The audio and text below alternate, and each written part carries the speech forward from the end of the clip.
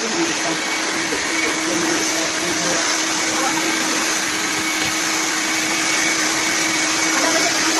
Uy.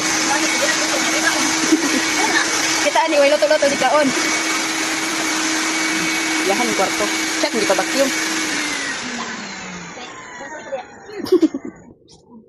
Tuod-tuod na siya.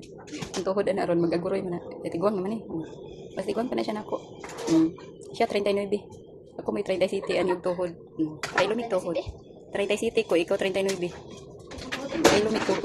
Mangguba, mag-vacuum. Mahal ra ba na?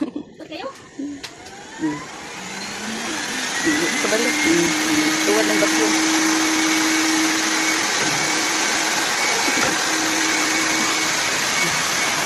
Ako, nawag-nawag lang.